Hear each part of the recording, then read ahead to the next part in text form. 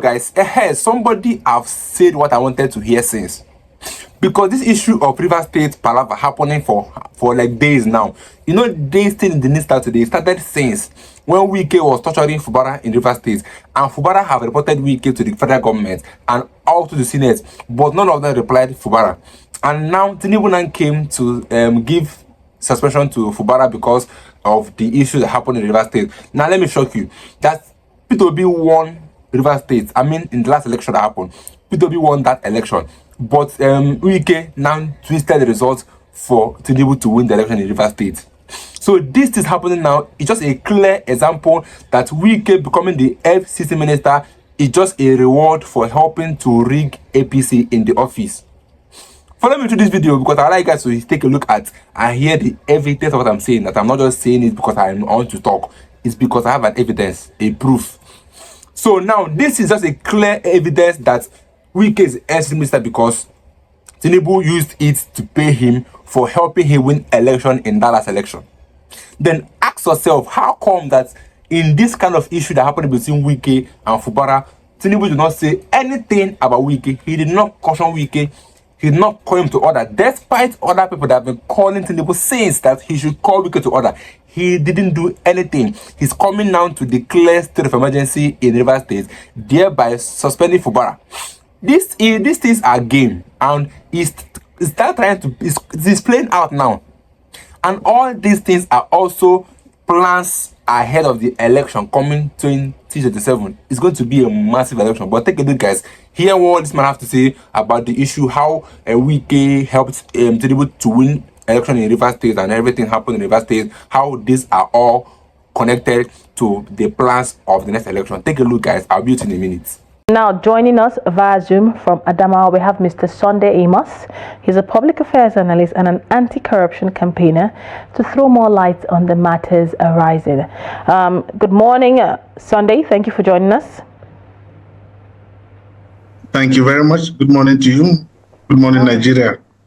So I like starting with weighing, the minds of our guest on your take on everything that has played out, what all the active political participants, all the active political figures in the country have said and spoken surrounding all of this. What's your take on all that is playing out? Well, I feel sad. I see the situation as an unfortunate escalation of all that has been developing in Nigeria over the last 2 years. And it's a sad development that we're seeing things becoming worse and worse by the day. The political brinkmanship that we're witnessing is rather very unfortunate. The political desperation by Mr. President is becoming more and more clear. All of a sudden, it is 2 years already, and another round of elections is staring him in the face. The dissatisfaction of Nigerians with his rule in the past 2 years is staring him in the face. The desperation to win election for 2027 is suddenly a big issue, and they are desperate to do everything they can do to ensure that they hold on to power. And you know very well the role that River State played in his election or selection or whatever it is that you want to call.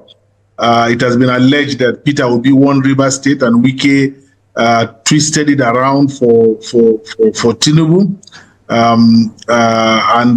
River State remains very, very critical in winning federal elections. So we are seeing a power play at work for 2027. That is just what is happening now. It's a game plan for 2027. And all this talk by the Attorney General that it is the governor who didn't rein in the militants is all just talk, because we know how the whole River State debacle has started. We know what it is that has happened. Wike finished his 2 terms. We now have Fubara as governor. Wike, despite the barefaced hypocrisy of of saying he's going to allow the governor to rule. If the governor asks for his advice, fine. If he doesn't ask for his advice, fine. Anybody who calls the governor a small boy will be in trouble. He's going to support the governor. After all of those talks, we have seen very, very clearly that after his 2 terms, Wike still wants control of Rivers State. And the moment Fubara began to resist, that was where trouble started. It is not hidden. Wike has a loud mouth. He has been speaking very, very clearly, very openly. It is all over the social media. It is all over the internet. And even the president tried to intervene. We know that what is happening in Rivers State is a fight between Wike and Fubara, because Fubara began to resist the attempts of Wike to hold on to the jugular and the balls of Rivers State. The president knows this. So we all know that it is a fight for the soul of Rivers State because of 2027, and it is unfortunate that people are beginning to clutch on straws to justify what the president has done. But it's a presidential overreach, and it's not good for Nigeria. It's not good for Nigeria. All right, thank you very much for that. Now, a lot of school of thought and a lot of people have kicked against the president's constitutional right to suspend elected government officials. What is your own take on it? What are the extent of presidential powers during the declaration of a state of emergency? And, is there legality behind suspending elected officials? What's your take on the different point of views that have emanated from the president's power when it comes to elected government officials? Well, I largely agree with most of the commentators, the Nigerian Bar Association, the PDP, many of the opposition characters and the rest. And when you even compare it with presidents in the past, your report talked about Goodluck Jonathan declaring state of emergency in my state, Adamawa, Borno, and Yobe, and the governors were still left intact, including the houses of assembly. But according to the constitution of the country, it has to be ratified by a 2/3 majority of the National Assembly. While this has not yet been done, the president went ahead to swear in the sole administrator. This cannot be right. And why the Senate has not been able to vote on it is because they know they do not have the 2/3 majority. So the reason why Fubara had to be removed is because he is a stumbling block to the agenda of Wike and Mr. President. And these people are ready to break all laws. These people are ready to march on the Constitution to have their way. We're seeing impunity at play because he has the National Assembly in his pocket. We're seeing impunity at play because the president has the judiciary in his pocket. It is Wike that is controlling the Nigerian judiciary. He is the one building houses for them. He is the one having either a brother somewhere here and there.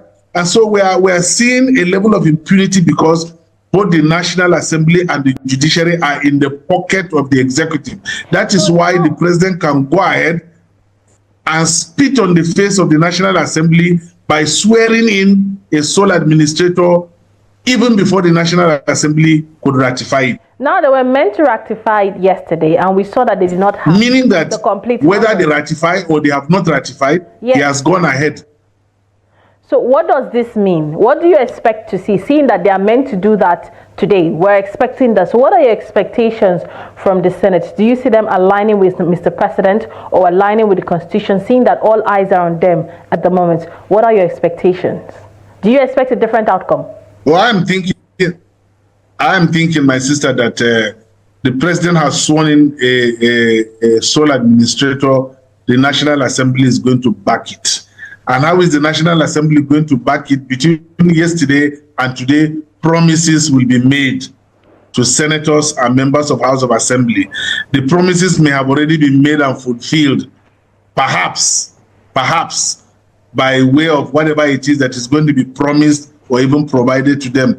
In the previous dispensations, Ghana Must Go used to fly around left, right, and center. Whether that one is the one that is going to be used, I don't know. Whether it is promises that are going to be made, I do not know. But I do not see a National Assembly going against what the president has done. So the National Assembly is a rubber stamp of the president, and they will rubber stamp what the president has done. By hook or crook. This is what is going to happen. All right. What does this mean for our global standing? You know, in your experience so far, where does this place us at this point in time? Seeing how everything is played out in River State, eyes are on the National Assembly, where does this leave us globally?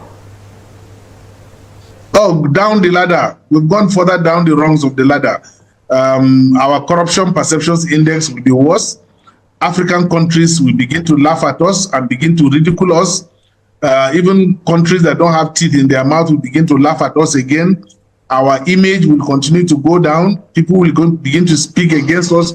Countries that have no business talking about Nigeria will speak ill of Nigeria. Look at what is happening among the citizens of Nigeria. Everybody is disenfranchised. Everybody can predict. Everybody can predict for you what is going to happen. So it's a sad development. The judiciary is becoming worse by the day. The legislature is becoming worse by the day simply because the judiciary and the legislature are in the pocket of the executive. And if any Nigerian comes out to talk, the executive will release the security agencies on you. Just coming out to criticize the president. Just look at this NYSC girl that spoke about her frustration. Everybody is on her neck. So we are reaching a point where you cannot criticize. Even criticize, you cannot criticize. They will release all kinds of authority against you. So we are on the way down. We are on the way down and down and down. Our situation is becoming worse and worse by the day, and it will only continue to do so unless something gives. So our standing globally, our standing in Africa, our standing within the nation continues to spoil by the day. And it is brought about by an executive that has questionable credentials of being elected and is desperate to win elections for 2027. This is the situation, and it will continue to grow worse. All right. At this point now, we saw in the news yesterday that, allocated funds were set to be released to the administrator as compared to when, Fubara had allocated funds seized. What do you make of that? Well, some reports have described the sole administrator as Wike's lackey. And there have been photographs on the internet that have shown relationships between Wike and the sworn-in sole administrator of River State. Who knows, maybe whether it was Wike that nominated him. And so monies that have been held for River State under Fubara have suddenly been released. And you can be sure that if the Rear Admiral is a lackey of Wike, then it's Uhuru for Wike and Mr. President. All resources of River State that will be needed in the planning for 2027, they now have 6 months of unfettered access to it to do whatever it is that they like with it. And it is a sad commentary for me, as far as I'm concerned. All right, let's take a look at the role of civil society and legal practitioner, in Nigeria. At this point, how can civil society and legal practitioners actively challenge, all that is happening in River State and legal practice, given the role and how it's playing out? Do you think civil societies and legal practitioners would be able to challenge and hold the government accountable on behalf of Nigerians? And if yes, how best can they go about it? The civil society can at best only talk. I'm a member of the civil society. I head an NGO. And NGOs have been doing a lot. Talking, calling our consciences to what is happening that is not right. And that is all they can do. They can go to court. They can sue the government for this and sue the government for that. But the judiciary is in the pocket of the government. I've had course on this show to describe the various phases that the Nigerian judiciary has gone through. The Nigerian judiciary began as the last hope of the common man. Then it degraded to being the lost hope of the common man. Then it has even degraded to now becoming the last hope of the corrupt man. With all the conflicting judgments that have been going on, the Supreme Court has become the most pitiful of all. I mean, you expect lower courts to come up with all kinds of judgments, but now that we are having the Supreme Court, the apex court, coming up with all kinds of judgments, and even high-ranking legal luminaries are beginning to wonder what is happening with our Supreme Court, then you know that it cannot be better than it is already. So it is the legal practitioners that have a bigger role to save our democracy. But unfortunately, all our senior advocates are only very good. If you want to know how intelligent the Nigerian senior advocates are, is in defending illegality. It's in defending complexities, defending things that cannot be defended. That is where you see the brain of senior advocates of Nigeria. But in defending what is good, in fighting against such impunity, you will never see senior advocates of Nigeria at play. So civil society can at best only talk, but our judges, our lawyers, our senior advocates, they are the ones on trial currently. And presently they have failed woefully, and they are the ones dragging Nigeria into the abyss of destruction. Even the National Assembly, my sister, they will not be doing what they are doing if not for the judiciary. So both the executive and the legislature require the judiciary to rubber stamp them into doing what they are doing today. Take Akpabio, for example. Akpabio has no business being in the Senate, talk less of being even the Senate president. But he is there. Some of us believe that Tinubu has no business being the president of Nigeria, except for the judiciary. So the judiciary is the bane of Nigeria, especially the Supreme Court. All right. And it has lost credibility before the eyes of Nigerians. It has lost credibility before the eyes of the world. And so unless we can save the judiciary and the judiciary save our democracy, then the picture we're seeing will continue to remain very, very bleak. All right. Let's talk about democratic principles, which is part of one of the things we're talking about, and our democracy as a nation. Democracy, government of the people, for the people, and by the people. Come again? Let's talk about democracy as a whole, democratic principles, and the attitude of Nigerians. Before this segment, we had a phone-in segment where we asked Nigerians, is Nigeria practicing democracy? Are you feeling democracy as a Nigerian? But as one who is in the civil society, organization with a different prism and eyes looking at, Nigeria as a nation, do you think the citizens are enjoying democracy? Do you think the citizens even understand what it means in the first place? All the citizens understand what democracy is. It is a government of the people, by the people, for the people. Everybody knows this is what democracy is. And the people are willing to participate in the process. Okay. But what we are happening is a disenfranchisement of the citizenry. A disenfranchisement in the sense that even when citizens go out to vote, their votes do not count. Unless there is electoral reform that can deliver the results of a vote from the units without any glitches, so that the moment you are voting at the unit level, the results immediately appear. I mean, look at what is happening in other countries. Election is held in the morning, by evening time, results are announced and there are no complaints. Why can't we have such systems in Nigeria with all resources? So Nigerian citizens understand democracy, but it is our government officials who are truncating our democracy. What we are having practiced now is not a democracy. Pocket INEC, pocket the judiciary, pocket the security agencies, and you are in office. And when you are in office, you can steal all you want to steal because you have pocketed the judiciary, you have pocketed the security agents, and it is uhuru for you. I mean, look at a clear example of the Kogi State, former Kogi State Governor, Yaya Bello. After coming back from EFCC, he was dancing. People were hailing him. They received him with joy. And in our National Assembly, the moment you come out, you want to expose any kind of corruption, whether it is sexual harassment or budget padding, you see what will happen to you. Whether it is Ali Ndume or Natasha or whoever it is. So we are having presently not a democracy, but a criminal syndicate. There is a criminal syndicate ruling Nigeria, not a democracy. All right.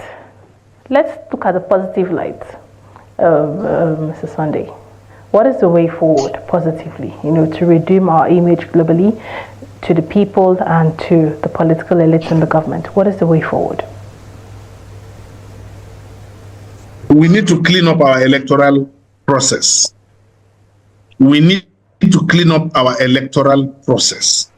We must have in place an electoral process that delivers results from the polling units in real time. No glitches.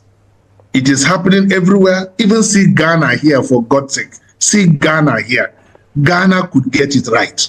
Why can't Nigeria get it right? Look at what is happening in Europe, in Canada, everywhere you go. Elections are held and results are announced and everybody is satisfied. So we must clean up our electoral process. All right. Then we must clean up our judiciary. We must clean up our judiciary. Without an independent judiciary, without an incorrupt and incorruptible judiciary, and a clean electoral system, then there is no hope for our democracy. But I believe that if we clean up our electoral process and clean up our judiciary, and people have to go through the right channels to become our leaders, then that is where we will begin to get it right. And unless we're able to do this, we will not be able to get it right. All right. Thank you very much, Mr. Sunday Amos, for having this detailed conversation with us this morning. We do appreciate your presence. Thanks for joining us.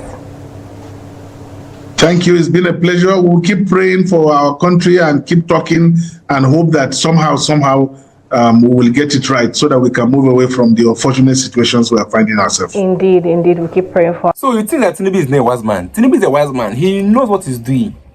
All these things are plots to also carry on with the next election rigging. And do you know why some persons are coming out now to call out Tinubu? I mean, those that helped him before, was because they did not get rewarded. Assuming they all were rewarded, nobody will come out and castigate Tinubu's administration. Dokuba Asari, all of them coming out now to talk about Tinubu is because they didn't get the reward. So those that got reward, just spam. Nobody is talking or complaining about the administration. But those that were not rewarded are the ones saying that they regretted voting for APC. So all these things are the plan of Tinubu. That man is a wise man. All these things are his plan to also rig the next election. So he does not want to remove somebody that he knows is useful to him, which is Wike, out of the office. So rather, he went ahead to remove an opposition, someone he feels would be a threat. In Nigeria, there's nothing like democracy anymore. Just know that. It's now actually based on what will I gain if I should help you. And if you cannot help me, you should be removed. That's the exactly what's happening, even in the Senate. Imagine Senator Dume, Senator Nengi, and Natasha. These people have come out to say the truth and expose senators and their evil plots. And what did they get in return? They were expelled. They are suspended from the Senate because they don't like anybody that will be an opposition. So they are removing anything called opposition from the way. And they want to plan their way of, again, that they're going to rig the election. Because they are seeing what is happening in Erufai, P2B, Atiku, they are planning their own. Tinubu is busy planning his own. Like I said, that election won't be funny. So like I said, your views in the comment section. Thank you for watching to this end. I will see you guys in my next video. Stay tuned, guys.